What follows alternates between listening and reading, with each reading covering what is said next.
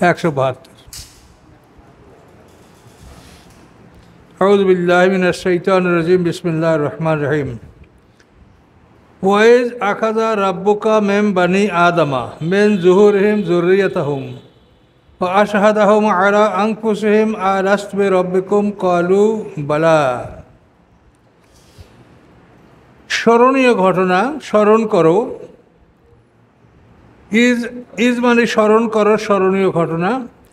আখাযা রাব্বুকা গ্রহণ করেছেন আপনার রব, মিন বানি আদমা আদম সন্তানদের থেকে, মিন যুহুরিহিম আদম সন্তানদের পিঠ থেকে, যুররিয়াতাহুম তাদের সন্তানদেরকে,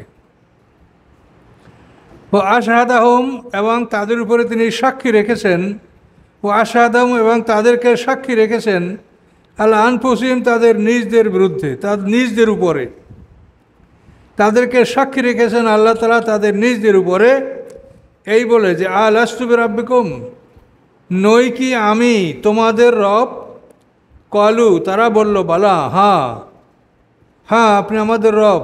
আল্লাহ বলেন শাহেদ না, আমরা সাক্ষী থাকলাম বা আমি সাক্ষী থাকলাম।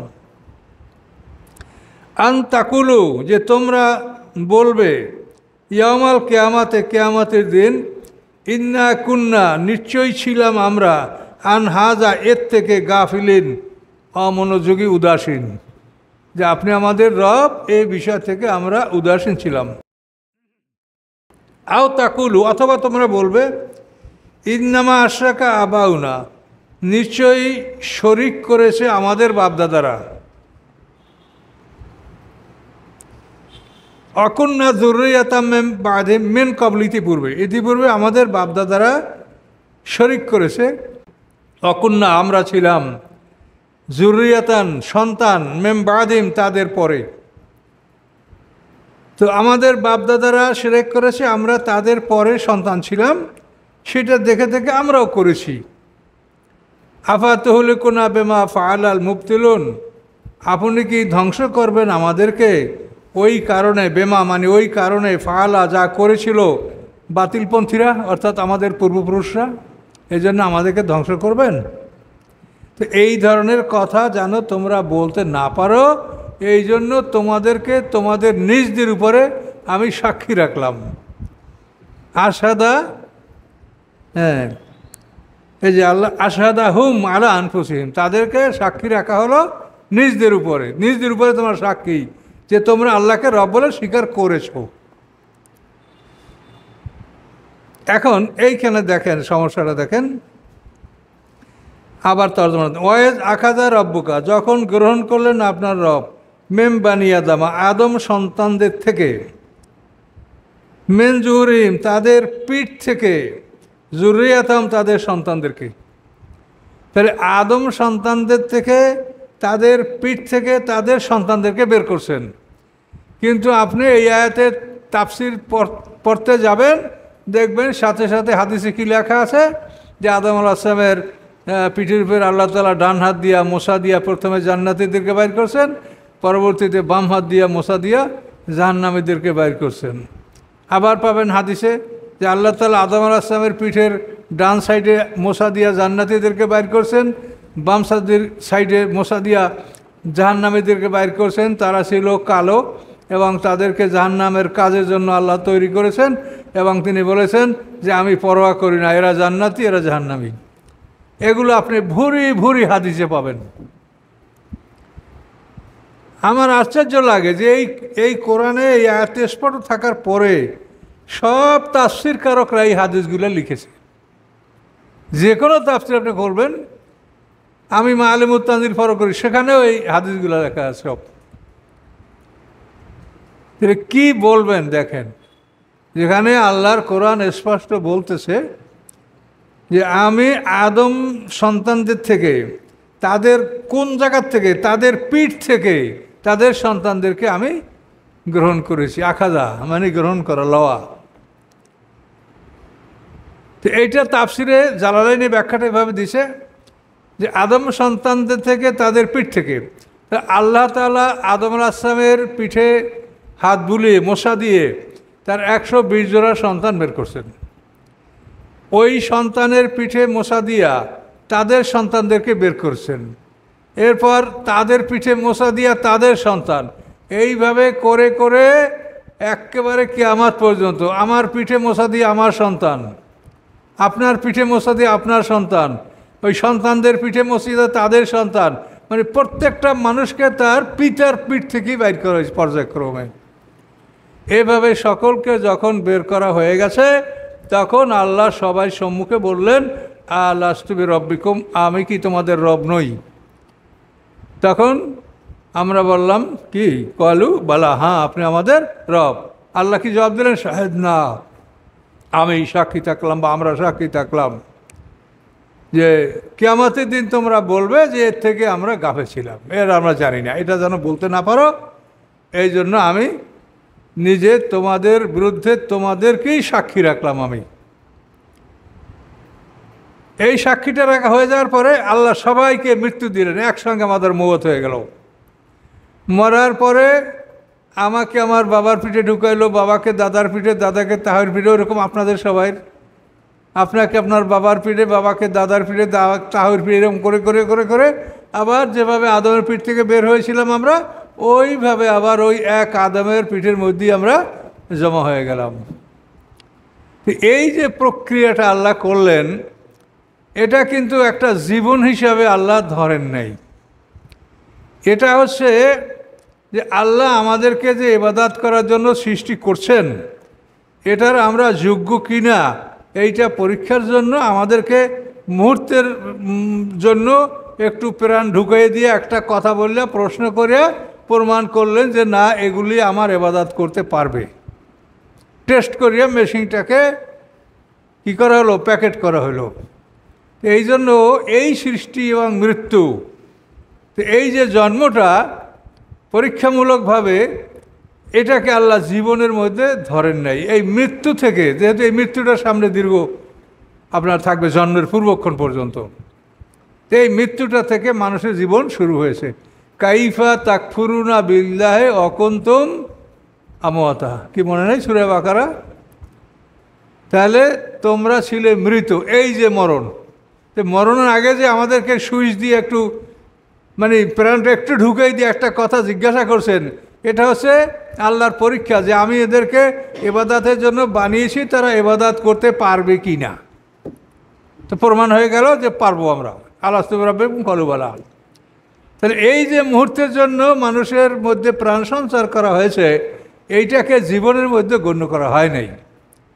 আল্লাহ ভাবেই বলছেন, কাইফা তাকফুরুনা বিল্লাহি অকুনতুম আমওয়াতা ফাআহইয়াকুম সুম্মা ইউমীতুকুম সুম্মা ইউহয়িকুম সুম্মা ইলাইহি তুরজাউন। বাস, তোমরা মৃত ছিলে, ওই মৃত থেকে তোমরা বরজাকে ঢুকে গেলে, এই বরজাক হলো বাপদাদার পিঠ প্রত্যেকের, এবং দুনিয়াতে আমরা প্রত্যেকটা মানুষ তার বাপের পিঠ থেকেই আসতেছি। দেখেন, যেরকম বের করা হয়েছে, যেরকম ঢুকেই রাখা হয়েছে, আবার ওই রকমই বের করা হচ্ছে। প্রত্যেকটা সন্তান তার পিতার পৃষ্ঠদেশ থেকে এবং মায়ের বক্ষদেশ থেকে, মায়ের বক্ষস্থ হাড্ডি থেকে, দুটা জিনিস দুদিক থেকে আসে। ওভাম বা ডিম্বকোষ মায়ের থেকে আসে, আর স্পার্ম বা শুক্রকোষ পিতার পিঠ থেকে আসে। তো এই কথাগুলি কোরআনে স্পষ্ট রয়েছে, কিন্তু তারপরও আপনি দেখবেন সব হাদিসে ওই কথাই বলা আছে যে আল্লাহ তাআলা আদম আসলামের পিঠ থেকে সব মানুষ বাড়ি করছে। তা আমি এটার প্রশ্ন করছি যে এখন কি সব মানুষ আদম আসলামের পিঠ থেকে জন্মগ্রহণ করে, না প্রত্যেকটা মানুষ তার বাবার পিঠ থেকে জন্মগ্রহণ করে? কি বলেন? প্রত্যেকটা মানুষ তার বাবার পিঠ থেকেই জন্মগ্রহণ করে। তা প্রত্যেকটা মানুষকে তার বাবার পিঠেই সংরক্ষণ করা হয়েছে। আবার প্রত্যেকটা মানুষ যখন বের করা হয়েছে তখন তার বাবার পিঠ থেকেই বের করা হয়েছে। এই কথাগুলো আপনারা ভালো করে বুঝেন। এই সমাজে আপনি দেখবেন যে আপনি এই হাদিসে সমস্যায় পড়ে যাবেন যে হাদিসে আছে এইরকম। কি এক আশ্চর্য ব্যাপার, আমার বুঝেই আসে না যে এইরকম কোরআনের খেলাফ কথাগুলি সব আলেমরা একেবারে মানে চক্ষু বন্ধ সবাই এটা গ্রহণ করে ফেললেন। কি করে যে করলেন, এটা আশ্চর্য বিষয়।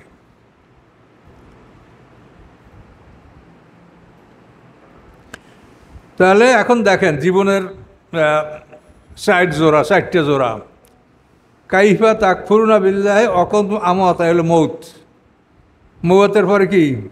বরজাক। আমরা প্রত্যেকে আপন আপন বাবার পিঠে ঢুকলাম, যেখান থেকে বেরোতে সেখানে ঢুকলাম।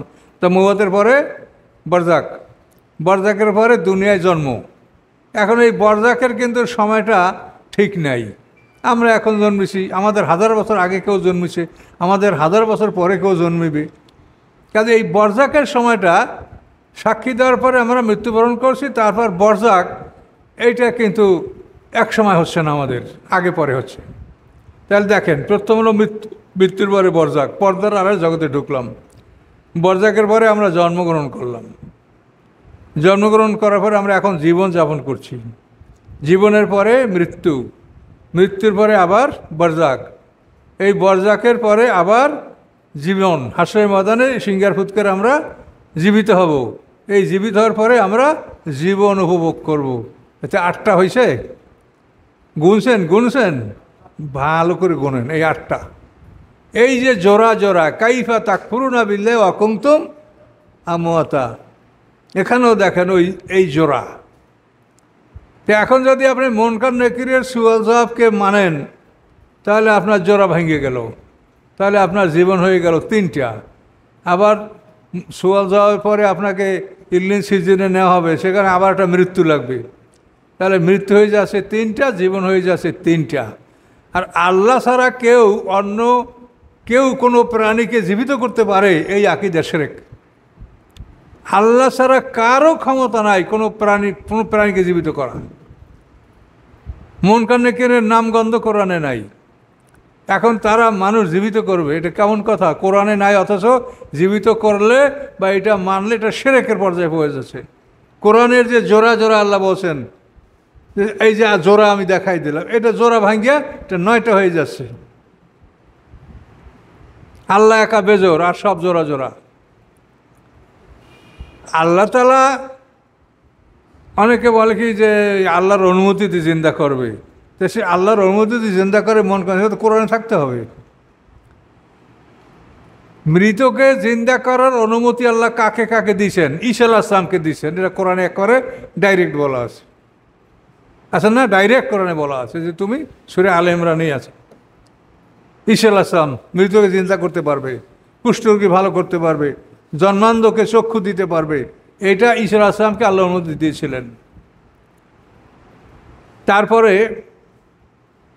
সূরা বাকারায় আপনার আরেকটা জিনিস পড়েছেন যে হিজকিল আলাইহিস সালামের জামানায় 10,000 লোক মৃত্যুর ভয়তে পলায়ন করেছিল। সেই 10,000 লোক মারা গেছিল, মারা যাওয়ার পরে তাদেরকে 2টা পাহাড়ের মধ্যে ওয়াল করে মানুষ আটকাই রাখছিল, যে এতগুলো মানুষ কবর দেবো কেমন করে, ওইভাবেই থাক। তো এই লোকগুলোকে আল্লাহ জীবিত করছিলেন, এটা হলো অলৌকিক ঘটনা, এটা স্বাভাবিক নিয়ম না। মেরাজ রাতে আল্লাহ তাআলা নবী রাসূলদেরকে হাজির করছেন রাসূলের সামনে, এগুলো অলৌকিক ঘটনা, এগুলো সাধারণ নিয়ম না। কাজে এই কথা বলে আপনি আল্লাহ সৃষ্টি জোড়া জোড়া এটা আপনি ভঙ্গ করতে পারেন না। এটা আপনার জ্ঞান থাকতে হবে যে এগুলি হলো একটা মিরাকুল, আশ্চর্য ধরনের জিনিস, মুজিজা।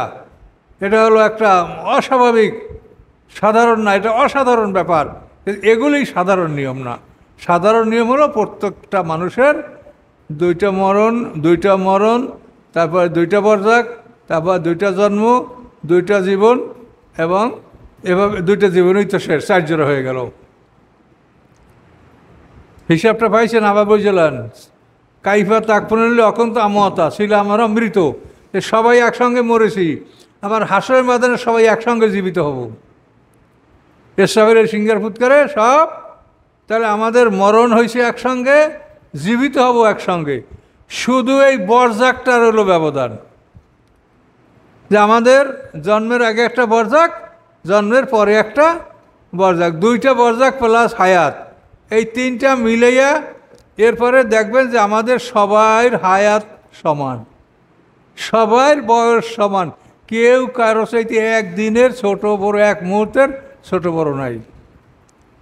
যে এখন জন্মগ্রহণ করছি তাদের পিছনে বরজাক বেশি ছিল, আমাদের আগে যারা জন্মগ্রহণ করছে তাদের পিছনে বরজাক কম ছিল, সামনে বরজাক বেশি।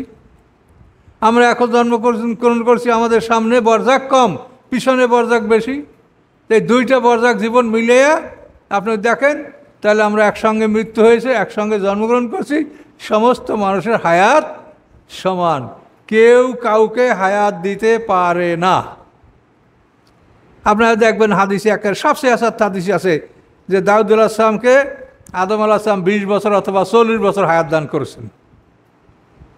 এরপর আবার ফেরেশতা তার জান কবজ করতে আসে আদম আলাইহিস সালামের 40 বছর আগে। তখন আদম আলাইহিস সালাম বলে যে কেন, আমার তো হায়াত আরও 40 বছর আছে। তো আদম আলাইহিস সালাম যে দাউদ আলাইহিস সালাম হায়াত দিয়েছে তার মনে ছিল না। এই জন্য আল্লাহ তাআলা বলেন যে আদমও ফান্নাসিয়া যুররিয়াতাহু, আদম ভুলে গেছে, তার সন্তানরা এরকম ভুলে যাবে। তারপরে আদম আলাইহিস সালামের হায়াত পূরণ করে দেওয়া হলো, তো দাউদ আলাইহিস সালামকে যেটা আল্লাহ তিনি দিয়েছেন সেটা তার থাকলো। এখন এই হাদিস বিশ্বাস করলে আপনার কি সমস্যা এটা দেখেন। কোনো মানুষ তার নিজের হায়াত অন্যকে দান করতে পারে না।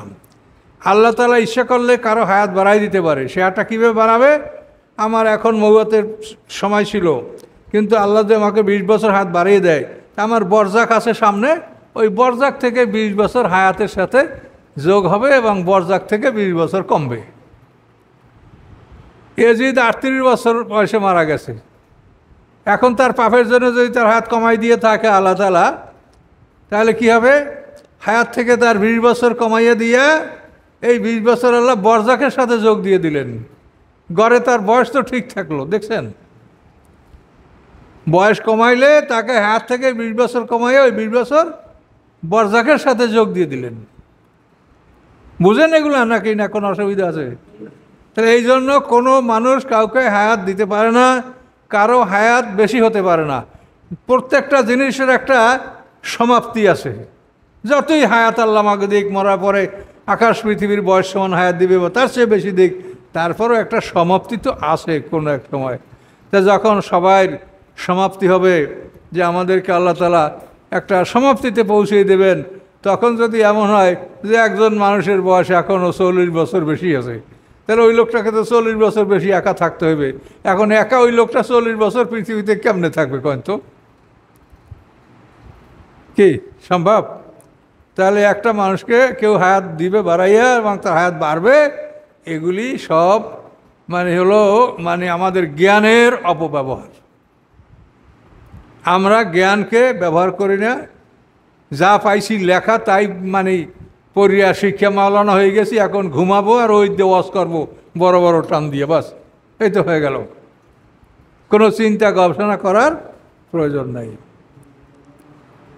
কি আশ্চর্য, দুই একজনের ওয়াজ যখন শুনতে লাগি তখন অস্থির হয়ে যেতে হয়। কেউ তো সারা আলোচনার মধ্যে কোরআন একটা আয়াতও বলে না, শুধু এর দোষ এই, ওর দোষ ওই, এর দোষ ওই, এই ঐক্য হবে না, এতে ঐক্য হওয়া যাবে না, এই সব আলোচনা। আর সমস্ত বক্তাদের ওয়াজের মধ্যে আছে এই দোয়াটা পড়েন, এই দোয়াটা শেখেন, এই দোয়াটা পড়লে আপনার 40 বছরের গুনাহ মাফ হয়ে যাবে, এইটা পড়লে 80 বছরের গুনাহ মাফ হয়ে যাবে। এটি কি আশ্চর্য কথা বলেন তো? একটা লোক ফরজ আদায় করে নাই, রোজা রাখে নাই, নামাজ পড়ে নাই, হজ করে নাই, যাকাত ফরজ তরক করছে, এখন সে যদি দোয়া করে তো এই দোয়ায় কি তার এই ফরজ মাফ হয়ে যাবে? এমন কি দোয়া আছে একটু আমাকে বলেন যে এই দোয়াটা পড়লে একটা লোক ফরজ তরক করছে, তার এই গুনাহটা মাফ হয়ে যাবে দোয়া করলে? কি বুঝছেন কথাটা? ফরজ তরক করলে, অপরাধ করলে সেটা আল্লাহ বলেছেন তওবা করতে হবে। তওবা ফিরে আসা। তওবা করলে গুনাহ আপনার মাফ হবে, আর দোয়া করলে সওয়াব হবে। আপনি দোয়া পড়লেন, এটা একটা জিকির আল্লাহর, এই দোয়াটা পড়লে আপনার সওয়াব হবে, এটা আপনি বলতে পারেন। কিন্তু সওয়াবে আপনি গুনাহ মাফ হবে এটা আপনি বলতে পারেন না। গুনাহ মাফ হবে তওবা করলে, যেটা কোরআন স্পষ্ট বলে দেওয়া আছে যে কীভাবে তোমাকে তওবা করতে হবে। অপরাধ করেছ, যখনই বুঝতে পেরেছ তখনই আল্লাহর পথে ফিরে আসো, ওই পাপ আর করো না, আল্লাহ তোমাকে মাফ করে দেবে। এটা হলো তওবা, এতে গুনাহ মাফ হবে। কিন্তু দোয়া করলে গুনাহ মাফ হবে এমন কথা তো কোরআনে কোথাও নাই, এবং যুক্তিতেও বলে না। কোন দোয়া পড়লে গুনাহ মাফ হয়? দোয়াটা বলেন তো, যে এই দোয়া পড়লে একটা লোক ফরজ তরক করছে বা আল্লাহর আদেশ মানে নাই, নিষেধ মানে নাই, দোয়া করলে তার গুনাহ মাফ হয়ে যাবে। এইগুলি আলেম ওলামারা ওয়াজ করছে। তো এই জন্য সতর্ক হন, 10টা লোকেও যদি আপনারা কোরআন বুঝতে পারেন, এটার বহু মূল্য আছে। এই লাখ লাখ মানুষ মাহফিলে আসবে আর হাত জাগাবে, এটার কোনো মূল্য নাই। এগুলো হলো সাময়িকভাবে মানুষকে উত্তেজিত করা। এই মানুষকে উত্তেজিত করার কোনো মূল্য নাই। মানুষকে জ্ঞান দান করতে পারলে সেটার মূল্য আছে। তো এই আয়াতে অনেকগুলি তাফসীর মোটামুটি আপনাদেরকে বলা হলো। এরপরও যদি কিছু না বুঝে থাকেন সেটা আমাকে বলবেন।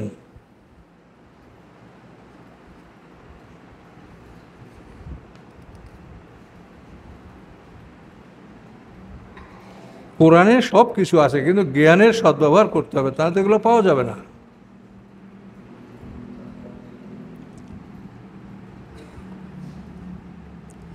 অকাযালিকা নুফাসসিলুল আয়াত, আল্লাহ বলেন এভাবেই আমি বিস্তারিত বর্ণনা করছি আমার আয়াতগুলি। লাআল্লাহুম ইয়ারজিউন, এবং সম্ভবত তারা ফিরে আসবে, তারা অন্যায় থেকে, শিরক থেকে, পাপ থেকে ফিরে আসবে। ওয়াতলু আলাইহিম নাবাল্লাযী আতাইনাহু আয়াতিনা, তেলাওয়াত করুন তাদের উপরে খবর ওই ব্যক্তির, আতাইনাহু যাকে আমি দিয়েছি, আয়াতিনা আমার আয়াত, আসমানি কিতাবের জ্ঞান। ফানসালাকা মিনহা, সে তার থেকে বের হয়ে পড়ল। এনসালাকা শব্দের অর্থ সাপে গলদা চিংড়ি মাসে খোলস বদলায় কেমনে দেখছেন, পুরাতন খোসাটা ফেলাইয়া নূতন ফসফস করে বাইরে হয়ে যায়। এনসালাকা শব্দের অর্থ হলো খোলস পাল্টানো। তো আল্লাহ বলেন আমি তাকে আয়াতে না, আয়াত মানে আমার নিদর্শন, আসমানি কিতাবে জ্ঞান দান করছি। ফানসালাকা মিনহা, সে তার থেকে বের হয়ে পড়ল। ফাতবাউ শয়তান, এবং তার পিছে শয়তান লাগলো। ফাকান মিনাল গাবিন, অথবা সে গোমরাহদের অন্তর্ভুক্ত হলো। এই লোকটা হলো বালাম বাউর, ওই যে বালাম বাউর যার জিহ্বা বাইর হয়ে গেছিল, মুসা আসলামের বিরুদ্ধে বদদোয়া করেছিল, সেই লোকের কথাটা আল্লাহ বলছেন যে আমি তাকে আমার আয়াত আসমানি কিতাবের জ্ঞান দান করছিলাম। সে ইসমে আজম জানতো, সে ছিল মোস্তাজাবুদ দাওয়াত, তার দোয়া কবুল হইতো। এই সব কিছুর পরেও সে কী করলো, সে ফানসালাকা মানে খোলস পাল্টাই ফেলাইলো, ওখান থেকে বেরিয়ে পড়লো। অথবা তার পিছনে শয়তান লাগলো এবং সে গোমরাহদের অন্তর্ভুক্ত হলো। এই লোকটাকে বালাম বাউর। অলাও সে না, আল্লাহ যদি আমি ইচ্ছা করতাম, লারাফা নাহু বিহা, আমি উঁচু করতে পারতাম তাকে এই আয়াতের মাধ্যমে। উঁচু করা মানে সম্মান দেওয়া, মান সম্মান ইজ্জত দেওয়া, উঁচু করা।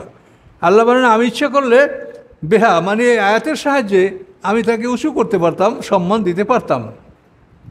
ওয়ালাকিন নাও আখলাদাল আরদ, বরং সেই লোকটা ঝুঁকে পড়লো পৃথিবীর দিকে। আখলাদা মানে ঝুঁকে পড়া, বরং সে ঝুঁকে পড়লো ইলাল আরদ, পৃথিবীর দিকে। ওয়াত্তাবা হাওয়াহু, এবং সে অনুকরণ করলো নিজের কামনা বাসনার, মনের চাহিদার। এবং কি হলো, ফামাসালু, তার দৃষ্টান্ত হলো কামাসালেল কালব, যেমন একটা কুকুর। এন তাহমিল আলাহি আলহাজ, যদি তুমি তার উপরে কোনো বোঝা চাপাও, ইয়ালহাজ, তাহলে সে হাঁপায়, লোলস। আওতাত্রুক, আর যদি তুমি তাকে ছেড়ে দাও, বোঝা না চাপাও, তাহলে ইয়ালহাজ, তারপরও সে হাঁপাবে। বোঝা চাপাইলেও হাঁপায়, আর বোঝা না চাপাইলেও হাঁপায়। হাঁপানো কুকুরের মতো এই লোকটা। এই আলেমদেরকে কুকুর বললেন কে? আল্লাহ তাআলা। আপনারা একজন আলেম যত অন্যায় করুক, আপনারা কিন্তু তাকে এরকম খারাপ কথা বলবেন না। আমার জীবনে আমি বহু দেখছি যে আলেমরা কোনো মারাত্মক অপরাধ করলে সামাজিকভাবে তার বিচার হওয়া উচিত, কিন্তু সমাজে যারা নেতা বা চেয়ারম্যান, যারা গুরুত্বপূর্ণ লোক, তারা আলেমদের বিচার করে না, যে কোনোভাবে ঘুরাইয়া ফিরাইয়া তাকে মানে বাদ দিয়ে দেয়। এমন একটা জায়গায় আমি দেখেছি যে একজন আলেম মারাত্মক অন্যায় করছে, এখন লোকেরা বারবার সেই চেয়ারম্যানকে তাকিদ দিয়েছে, বিচার বিচার। এবং সে অন্যায়টা হয়েছিল রমজান মাসে। এখন চেয়ারম্যান তাদেরকে বসে, তোমরা জানো না যে আল্লাহ রমজান মাসে সব গুনাহ মাফ করে দিয়েছে, তোমরা আমারে খালি বিচার করতে কও। তখন সবাই হাসাহাসি করিয়ে চলে গেছে যে বিচার, চেয়ারম্যান সাহেব এটার বিচার করবে না। তো এটা চেয়ারম্যান সাহেব দেন, তার কত জ্ঞান, সে মানুষকে ঘুরাইয়া ঘুরাইয়া কি বলবে। শেষ পর্যন্ত বলে এই অপরাধের যে ঘটনাটা রমজান মাসে ঘটছিল, তোমরা জানো না যে আল্লাহ রমজান মাসে আল্লাহ সব গুনাহ মাফ করে দিয়েছে, আর তোমরা আমার বিচার করতে কও। তাহলে এটা বললাম এই জন্য যে আলেমদের অপমান করতে মানুষ কেউ চায় না, কিন্তু আল্লাহ বললে যারা কুকুর, এখন এই কুকুর মাকড়া আলেম এটা আমাদের মধ্যেই আছে, আমরা যারা আলেম আমাদের মধ্যে এই কুকুর মাকড়া আলেম আছে, এটা একটু অনুসন্ধান করলেই আপনারা বুঝতে পারবেন।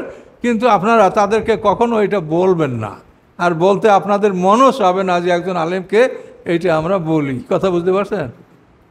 এই শহরের দিকে চাকাই দেখেন যে কি অবস্থাটা ছিল, হ্যাঁ কি অবস্থা, কি সমস্ত বক্তব্য। কেউ বলে প্রধানমন্ত্রী জান্নাতি, কেউ বলে শেখ সাহেবকে জান্নাতে হাঁটাচলা করতে দেখা গেছে, হ্যাঁ কেউ বলছে সব আলেমদের পিতা। এই যে কত মানে চামচাগিরি আলেমদের, এরা কারা? এরা তো এই আলেম যাদেরকে আল্লাহ বলছেন যে কুকুরের সাথে যাদেরকে তুলনা করছেন এরা তারা। কাজে এই জন্য আপনাদেরকে সতর্ক হতে হবে। এগুলো আল্লাহর কোরআনের কথা। এই আলেম বালাম বাউর এর ঘটনা হলো, মুসা আলাইহিস সালাম যখন লোহিত সাগর পাড়ি দিয়া প্রান্তরে অবস্থান করতেছিলেন 6,70,000 বনী ইসরাঈল নিয়ে, তখন মুসা আলাইহিস সালামকে আল্লাহ বললেন যে তোমরা তোমাদের সামনে উত্তর দিকে সিরিয়া অঞ্চলে যে শহরটায় যুদ্ধ করে ঢুকতে বলছিলেন, সেই শহরটা আরিহিয়া শহর অথবা সেটা মান বা বাইতুল মুকাদ্দাস, বিভিন্ন নাম তাফসির আছে, যে সিরিয়ার মধ্যে তোমরা এই শহরে যুদ্ধ করার জন্য ঢোকো। তো মুসা আলাইহিস সালাম সেখানে 12 জন নকিব পাঠাইছিলেন দেখার জন্য যে তাদের অবস্থা কী। তো তারা সেখানে দেখলো যে সেখানে যে জাতিটা আছে তারা খুব শক্তিশালী, তারা আমালেক সম্প্রদায়, খুব শক্তিশালী। আমালেক সম্প্রদায় হলো আদ এবনে আওজ এবনে ইরাম এবনে সাম এবনে নূহ। তো এই আদের পিতা যে আওজ, এই আওজের সন্তানই ছিল আমলিক। ওই আদও সন্তান আর আমলিকও সন্তান।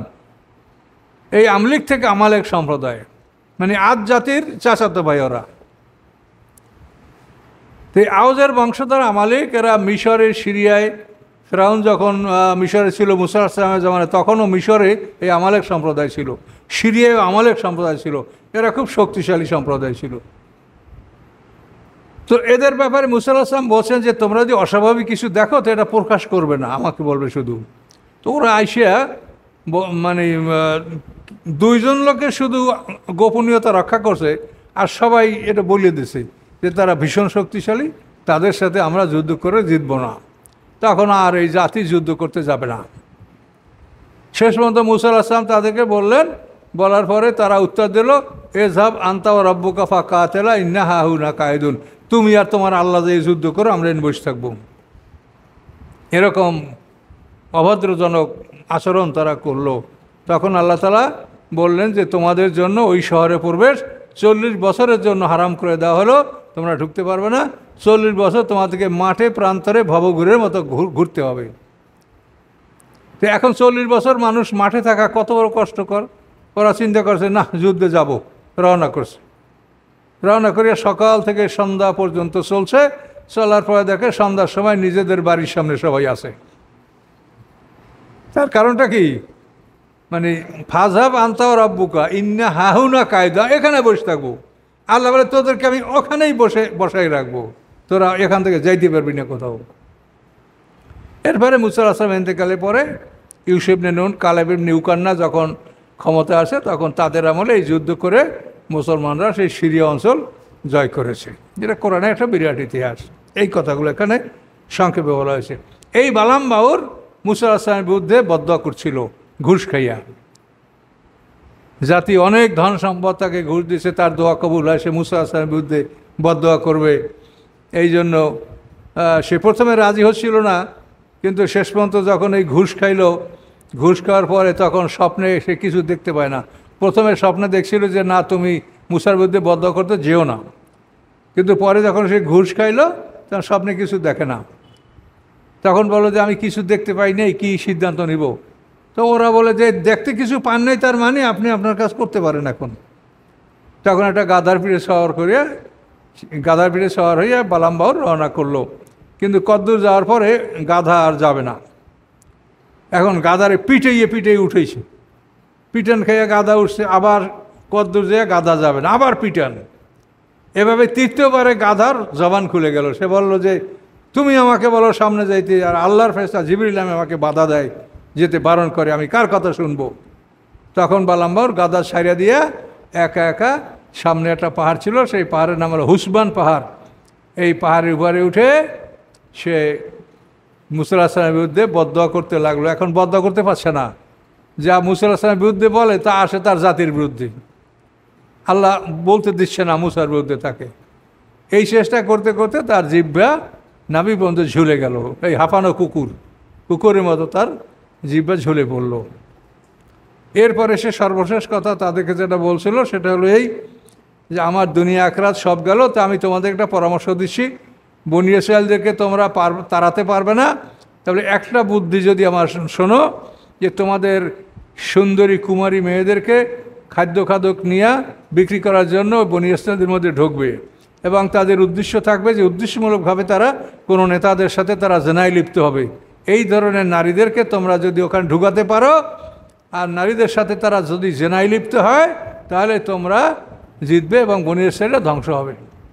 তো তাফসিরে বলা আছে, এক মহিলা, তার নাম ছিল কাসবাতি, এই কাসবাতি নামক এক মহিলা বনী ইসরাঈলের এক নেতার তাঁবুতে প্রবেশ করেছিল, সেই নেতার অনুরোধে।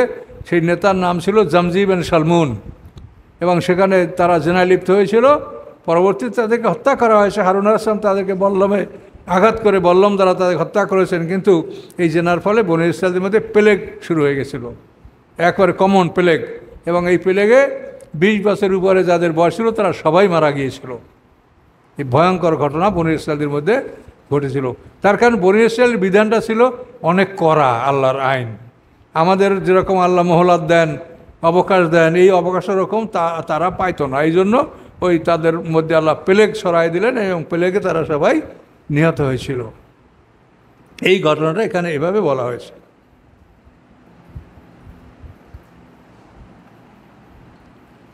আল্লাহ কি বললেন, যে আমি ইচ্ছা করলে তাকে ইলম দ্বারাই উন্নতি দিতে পারতাম, সম্মান দিতে পারতাম, কিন্তু সে পৃথিবী থেকে ঝুঁকে পড়েছে এবং সে নিজের কামনার বাসনার অনুকরণ করেছে। তার দৃষ্টান্ত হলো কুকুরের, যে কুকুরকে তুমি যদি বোঝা চাপাও সে লোলস, সে হাঁপায়, অথবা তুমি যদি বোঝা না চাপাও ইয়ালহাস, তারপরও সে হাঁপায়। জালিকা এটা মাসারুল কওমিল্লাযিন, ওই জাতির দৃষ্টান্ত, কাযযাবু বিআয়াতিনা, যারা আমার আয়াতগুলিকে মিথ্যা সাব্যস্ত করেছে। ফাকসুসিল কাসাসা, হে রাসূল আপনি এই কাহিনীগুলি বর্ণনা করেন, লাআল্লাহুম ইয়াতাফাক্কারুন, সম্ভবত মানুষেরা চিন্তা ভাবনা করবে। কি কথা বলেন তো? আল্লাহ তার রাসূলকে বলেন যে আপনি এই ঘটনাগুলি মানুষের মধ্যে বর্ণনা করেন, তাহলে মানুষরা চিন্তা ভাবনা করবে। তা আপনারা চিন্তা করতে করতে বাসায় যাবেন যে এই কুকুর মাকড়া আলেম আমরা দেখতে পাচ্ছি কিনা, তাহলে আপনি চিন্তা করলেই পাবেন যে এই কুকুর মাকড়া আলেম আপনার সমাজের মধ্যে আমরা আছি। এটা আল্লাহ বলছেন, কোনো মানুষ বলে নেই। এই জন্য বললো কি লাআল্লাহুম ইয়াতাফাক্কারুন, যে রাসূল আপনি এগুলো বর্ণনা করেন, ওরা চিন্তা ভাবনা করুক, মানুষরা বুঝুক যে কৃষি কী হয়। এ পর্যন্ত আর যাব না, অনেক কথা হয়েছে।